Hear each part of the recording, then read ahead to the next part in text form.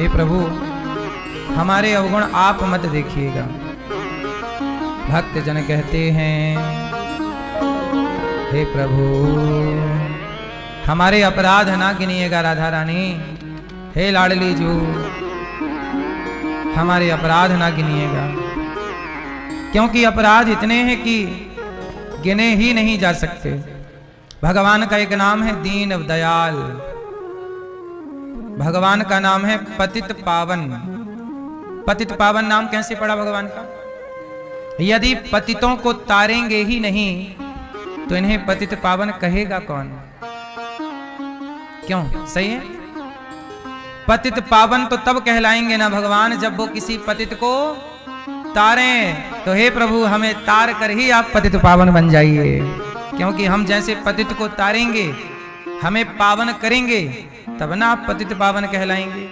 दीन दयाल दीनों पर दया करेंगे तब ना दीन दयाल कहलाएंगे। तो दया कीजिए। भगवान का नाम है कृपा सिंधु। क्या नाम है? कृपा सिंधु का मतलब है कृपा के सागर हैं भगवान। इनके जैसी कृपा केवल भगवान के जैसी भगवान ही करते हैं।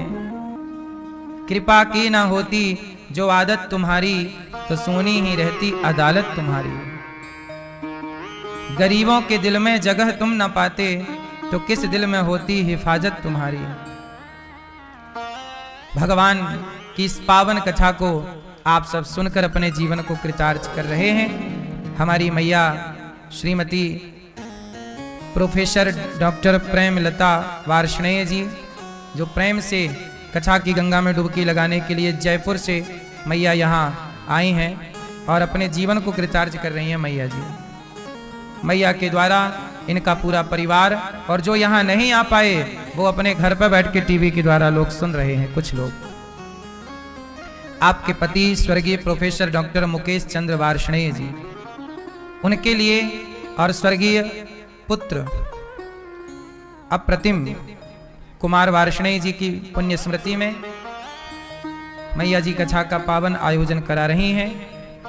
मैया जी के भाई राजीव वार्ष्णेय जी, आपकी धर्मपत्नी संगीता वार्ष्णेय जी, भाई जी आपके प्रेम नारायण वार्ष्णेय जी, धर्मपत्नी आपकी विनीता वार्ष्णेय जी, भाई डॉक्टर लक्ष्मी नारायण वार्ष्णेय जी कहाँ हैं, और वीना वार्ष्णेय जी। आप सब जयपुर राजस्थान से आए हैं और मैया हमारी प्रेमलता मैया पहले कई बार ये यहाँ आई और इन्होंने भागवत सुनी है ना मैया। और बार बार जब इनका वृंदावन आना हुआ और मन में भागवत कराने का मन हुआ, संकल्प हुआ, तो भगवान ने इनकी ये इच्छा पूरी कर दी। और यह अवसर आज आया कि भागवत की गंगा से ये अपने पूर्वजों को, पितरों को तो तार रही हैं, अपने पुण्य से हम सबको भी एकजुट होने का, कथा सुनने और सुनाने का अवसर मिला है। ये बहुत बड़ा पुण्य है, यज्ञ है ये। भागवत सुनना क्या है? यज्ञ। श्रीमद् भागवत सप्ताह ज्ञान यज्ञ, ये यज्ञ है। इस यज्ञ से, इस यज्ञ में आहुति कौन सी पड़ रही है? शब्दों की, ज्ञान की आहुति आपके कानों के कुंड से प्रवेश कर रही हैं आपके हृदय में। कथा की गंगा में कल आप लोगों ने सुना कि धुंधकारी का उद्धार हुआ भागवत से। जो व्यक्ति भागवत सुनता है वह पापी से पापी क्यों ना हो, वह तर जाता है। कितना भी बड़ा पापी हो भागवत से तर जाता है। जन्माद्यस्य यतोऽन्वयादितरतस् चार्थेष्वभिज्ञः स्वराट् तेने ब्रह्म हृदय आदि कवये मुह्यन्ति यत्सूरयः। तेजो वारिमृदां यथा विनिमयो यत्र त्रिसर्गो मृषा धाम्ना स्वेन सदा निरस्तिकुहकं सत्यं परं धीमहि। जन्म आदि यस्य जन्माद्यस्य, भागवत सुनने से भगवान का बोध होता है। जन्म, भागवत कहां से शुरू है? जन्म से। भागवत किसे सुनना चाहिए? जो प्राणी जन्म लेते हैं। किनकी कथा है ये? अजन्मा की कथा है। अजन्मा भगवान, जन्मा हम, तो अजन्मा की कथा जन्मा सुनेगा। अजन्मा कौन? भगवान जो जन्म ना लें। जन्मा कौन? हम जो जन्म लें। भगवान चार्थे स्वभिज्ञ स्वानैव राजते इति स्वराट।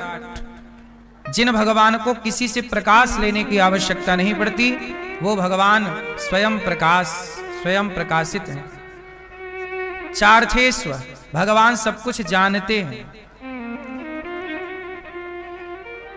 भगवान ऐसे हैं कि जिन पर बड़े बड़े ज्ञानी यत सूरी मुह्यंत यत सूर्य, बड़े बड़े ज्ञानी मोहित हो जाते हैं। अच्छा एक बात बताओ मैया, एक बात बताओ। तो मैंने वीडियो बंद कर दी है। अब इस आप लोगों को आवाज़ सुनाई नहीं देगी, तो जो जो सब्सक्राइब करेगा ना उसके फ़ोन में आवाज़ आने लग जाएगी। अगर आपके फ़ोन में भी आवाज़ नहीं आ रही तो सब्सक्राइब कर दो, देखो आवाज़ अपने आप चालू हो जाएगी। आप जैसे ही सब्सक्राइब करोगे आवाज़ अपने आप आने लगेगी। देखो बहुत से लोगों के फ़ोन में आवाज़ आ रही है। आपके फ़ोन में अगर अभी तक आवाज़ नहीं आ रही तो आपने सब्सक्राइब नहीं किया, सब्सक्राइब कर दो, सब्सक्राइब करो करो करो। भगवान को कौन कौन जान पाया? मैया सुन रही हो मेरी माँ? ध्यान से सुनिएगा। भगवान को कौन कौन जान पाया? बताओ, भगवान को पूर्ण रूप से कौन जानता है? उत्तर दीजिए। भगवान को पूरा पूरा बताओ कौन जानता है? आप बताओ, हैं? कौन सा भक्त नाम? आप बताओ मैया, भगवान को पूरा पूरा कौन जानता है? हैं? पीछे वाली मेरी मां, भगवान को पूरा पूरा कौन जानता है? कौन? कोई नहीं। भगवान को पूरा कोई नहीं जानता। पूरा हनुमान जी भी नहीं जानते, पूरा शंकर जी भी नहीं जानते, पूरा ब्रह्मा जी भी नहीं जानते। भगवान, पहले तो ये बताओ कि भगवान, जिन भगवान की हम बात कह रहे हैं वो भगवान कौन है? ये मैया बताएंगी, हमारी चश्मा वाली मैया। बताओ भगवान कौन है? सर्वे सर्वा है, नाम क्या है? एक आप बताओ, आप किसे भगवान मानती हैं? बैठे बैठे। ठीक है, आप बताइए भगवान कौन है? जिन्हें कोई नहीं जान पाया, जिन्हें शंकर जी शिव भी नहीं जान पाए, वो भगवान कौन है? कौन है वो? कौन है वो? आप बताइए। जिन्हें शिव भी नहीं जान पाए, जिन्हें शेष भी नहीं जान पाए, ब्रह्मा नहीं जान पाए, वो कौन है? बोलो। हां, उनका नाम है नारायण। क्या नाम है? इसलिए सबसे बड़े ऋषि कौन है? सबसे बड़े ऋषि हैं देवर्षि। कौन? देवर्षि, देवताओं के भी ऋषि देवर्षि नारद जी। देवताओं के गुरु नारद जी भी, इसलिए नारद जी क्या जपते हैं? नारायण नारायण। आप लोग गौरी गोपाल आश्रम में जो वृद्ध माएं रहती हैं, 311 माएं, इन माओं की भी सेवा कर सकते हैं। माओं की सेवा करें। आप भी माओं को भोजन का सहयोग कर सकते हैं गौरी गोपाल आश्रम में, क्योंकि आप अपनी मां की सेवा करेंगे, पर जिन माओं को बच्चों ने घर से निकाल दिया, उन माओं की सेवा कौन करेगा? इसलिए जिन माओं को उनके अपने बच्चों ने निकाला है, ऐसी माओं की सेवा आप भी करिए। आप सब सहयोग करते हैं तो गौरी गोपाल आश्रम में वृद्ध माओं को भोजन मिलता है। आप सहयोग नहीं करेंगे तो भोजन नाश्ता कौन देगा? तो आप भी किसी माँ का सहारा बनो जो गौरी गोपाल आश्रम में रहती हैं। तू कितनी अच्छी है, तू कितनी भोली है, प्यारी प्यारी है ओ माँ, ओ माँ। क्या जपते हैं? नारायण नारायण। और तो ठीक है, शंकर जी भी क्या जपते हैं?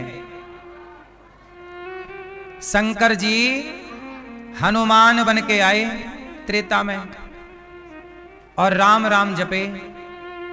द्वापर में शंकर जी बांसुरी बनकर आए और भगवान कृष्ण की अधरों से चिपक गए। तो शंकर जी भी ध्यान लगाते हैं तो किनका? भगवान नारायण का।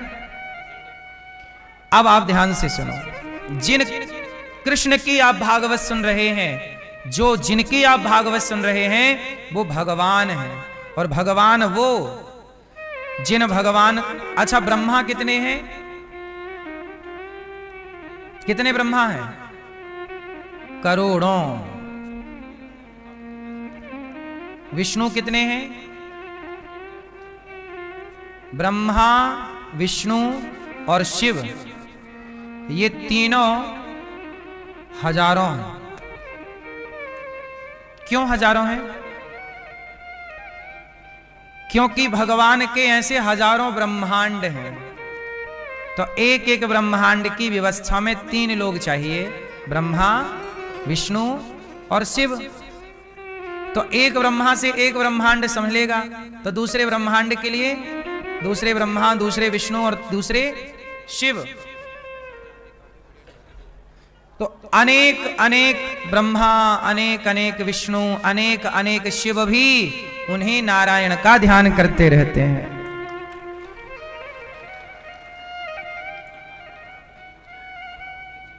इसलिए भगवान की ये 3 शक्तियां हैं, ब्रह्मा, विष्णु, महेश। इन तीनों शक्तियों को जोड़ देने से इन्हीं शक्तियों को कहते हैं God. GOD। G for generator, O for operator, D for destroyer. Generator Brahma ji, operator भगवान। सृष्टि उत्पन्न कौन करता है? ब्रह्मा जी। पालन कौन करता है?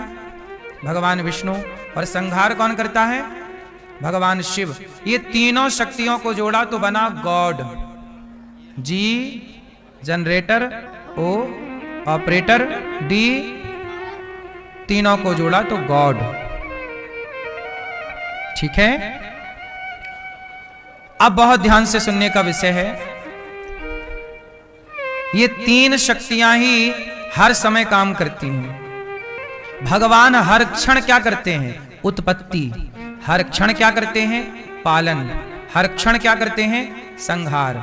अच्छा ये बताओ, संहार, उत्पत्ति और पालन कितनी देर देर में होता है? आप बताइए।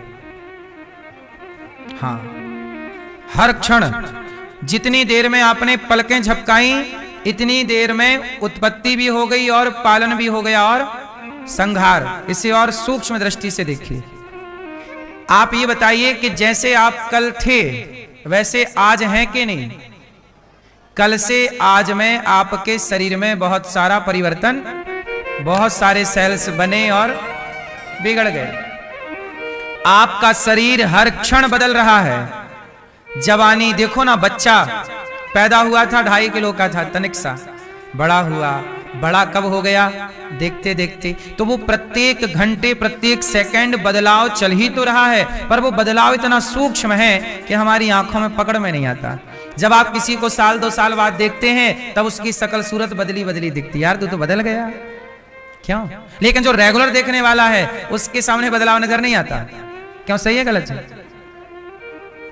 तो प्रत्येक क्षण परिवर्तन है, उत्पत्ति है, नया शरीर उत्पन्न हो रहा है, पुराना जा रहा, और हर क्षण पालन चल रहा है।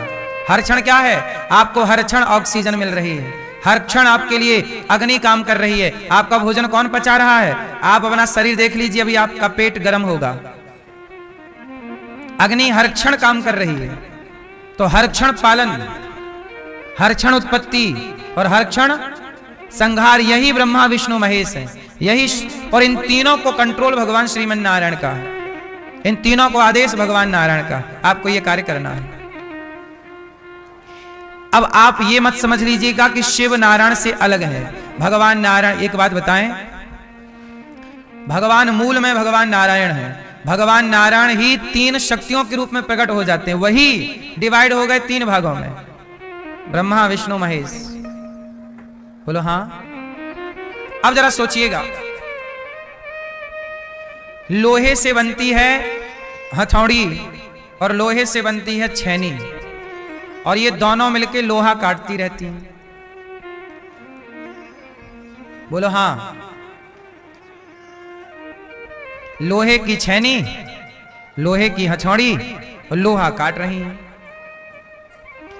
लोहे का ही सामान है, लोहा ही छेनी के रूप में परिणत हो गया, हथौड़ी के रूप में परिणत हो गया। लोहे के अतिरिक्त तो कुछ नहीं है वहां पर, कटने वाला भी लोहा, काटने बंद कर दिए। अब इस आप लोगों को आवाज़ सुनाई नहीं देगी, तो जो जो सब्सक्राइब करेगा ना उसके फ़ोन में आवाज़ आने लग जाएगी। अगर आपके फ़ोन में भी आवाज़ नहीं आ रही तो सब्सक्राइब कर दो, देखो आवाज़ अपने आप चालू हो जाएगी। आप जैसे ही सब्सक्राइब करोगे आवाज़ अपने आप आने लगेगी। देखो बहुत से लोगों के फ़ोन में आवाज़ आ रही है, आपके फ़ोन में अगर अभी तक आवाज़ नहीं आ रही तो आपने सब्सक्राइब नहीं किया, सब्सक्राइब कर दो, सब्सक्राइब करो करो करो। वाला भी लोहा। बोलो हाँ। उसी तरह बनने वाले भी भगवान और बनाने वाले भी भगवान, बने भी वही, ब्रह्मा विष्णु वही बन गए और बनाया भी उन्होंने, है ना। मिट्टी घड़ा बन गई, मिट्टी क्या बन गई, घड़ा बन गई, पर बनाने वाला यहां कुम्हार है, वहां लोहार है जो लोहे को पीट रहा है या ठीक ठीक कटवा रहा है, चला रहा छेनी हथौड़ी। यहां निमित्त और उपादान अलग अलग है। देखो लोहा काटता तो लोहा है, पर काटने में सहयोग कोई व्यक्ति करता है, क्योंकि लोहा लोहे को अपने से कोई आदमी ना हो तो कैसे काटेगा। वहां उपादान और निमित्त कारण अलग अलग है, दो व्यक्ति हो गए, दो हो गए, लोहा और लोहे को काटने वाला व्यक्ति, कुम्हार और मिट्टी। कुम्हार और मिट्टी के संयोग से क्या बना, घड़ा। यदि कुम्हार ना होता तो मिट्टी से कभी घड़ा ना बनता, कुम्हार ना होता तो मिट्टी से कभी घड़ा, तो मिट्टी से घड़ा बना, पर बनाने वाला था कुम्हार तो बना। लेकिन ईश्वर के खेल में थोड़ा अजब है, यहां बनाने वाले भी वही और बनने वाले भी वही, वहां किसी दूसरे की जरूरत, मिट्टी और कुम्हार में दो लगे, मिट्टी और कुम्हार दो का सहयोग। पर यहां एक चीज देखिएगा, मकड़ी, मकड़ी ने जाला बनाया और मकड़ी ने जाला धागे से बनाया। अब वो धागा कहां से खरीद कर लाई, मकड़ी का धागा मकड़ी कहां से लाती है जाल बनाने का, आप बताओ। हां, जैसे मकड़ी का जाल मकड़ी से ही प्रकट होता है, वो बाजार से धागा नहीं लाती। जैसे मकड़ी का जाला मकड़ी से प्रकट हुआ, मकड़ी ही उसमें खेली और मकड़ी ही उस जाल को खा जाती है, निगल भी वही जाती है। उसी से प्रकट हुआ, उसी में रही, उसी को निगला, आगे बढ़ जाती है। जैसे जाल वो बाहर से नहीं लाती, उसी से प्रकट होता है, उसी तरह ये सृष्टि, ये संसार भगवान से ही प्रकट होता है। भगवान ही इस संसार में आनंद रमण करते हैं और अंत में ये संसार भगवान में वैसे ही समा जाता है जैसे मकड़ी का जाल, आखिरी में मकड़ी निकल जाती है। सब कुछ भीतर से प्रकट हुआ, भगवान ने खेल खेला, अंदर समाहित कर लिया। ये सृष्टि का क्रम है। ऐसे संसार की उत्पत्ति, पालन और संहार का क्रम चलता रहता है। और ये भगवान की इस भगवत्ता को वेद क्या कहते हैं, नेति नेति कह के चुप हो जाते हैं। क्या कहते हैं, नेति नेति। आप सबके मन में जो सवाल खड़े हो रहे हैं कागज में लिखते चलिएगा। शाम को प्रश्नोत्तरी होती है तो वहां प्रश्नोत्तरी में हम केवल प्रश्नोत्तरी करते हैं, जहां वार्ता करेंगे। यहां पर केवल भागवत जी समझाना है। क्या है, समझाने में भी बहुत सारी चीजें में आपके सवाल खड़े हो जाते हैं। वो सवाल खड़े यदि हो रहे हैं तो समझ लो कि आप सही सुन रहे हैं, और नहीं खड़े हो रहे हैं तो फिर आप धैर्य रखिएगा। वो सवाल शाम को प्रश्नोत्तरी होगी, आप उस पर चर्चा करेंगे। इसलिए कहते हैं प्रेम से कथा सुनिएगा, और कथा जब रेगुलर सुनते रहेंगे तो सवाल के उत्तर आगे की बात में मिलते चलेंगे। बात समझ में आ रही है?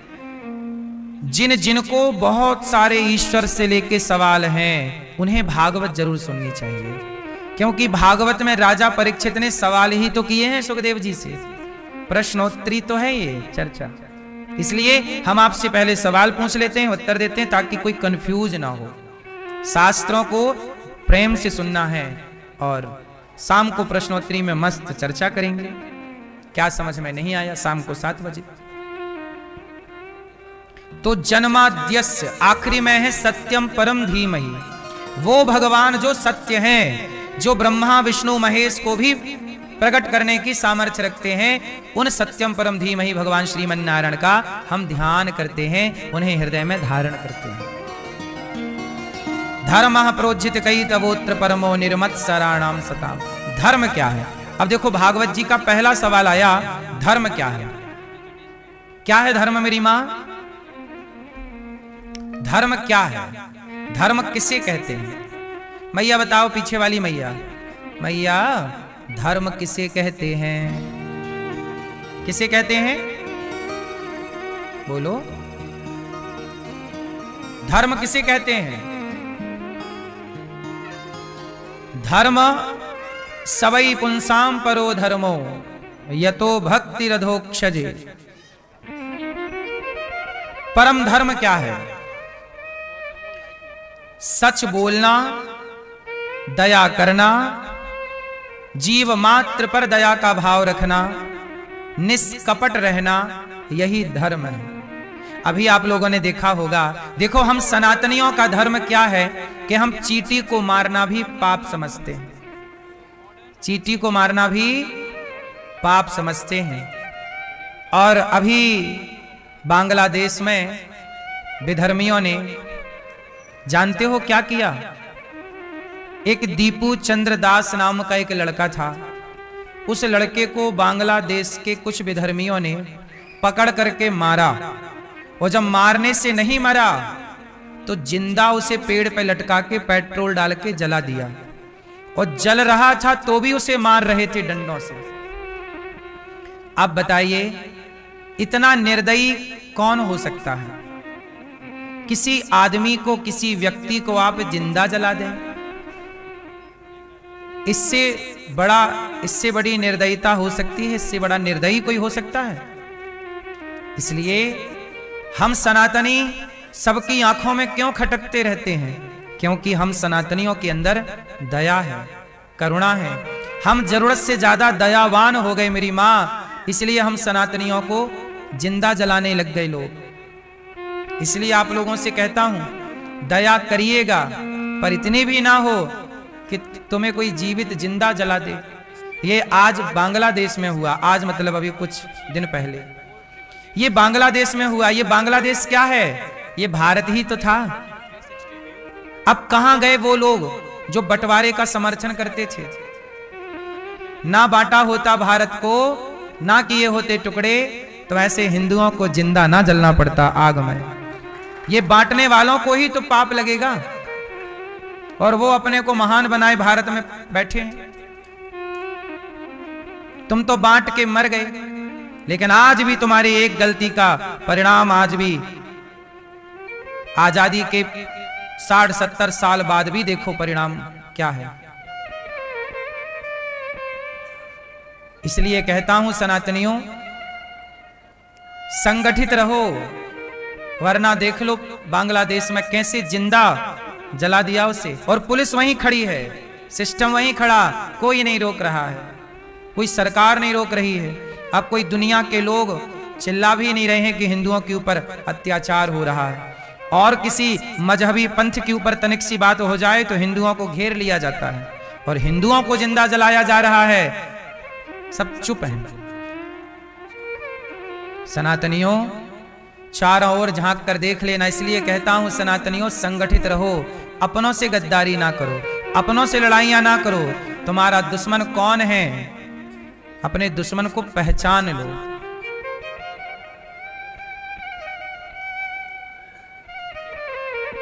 इसलिए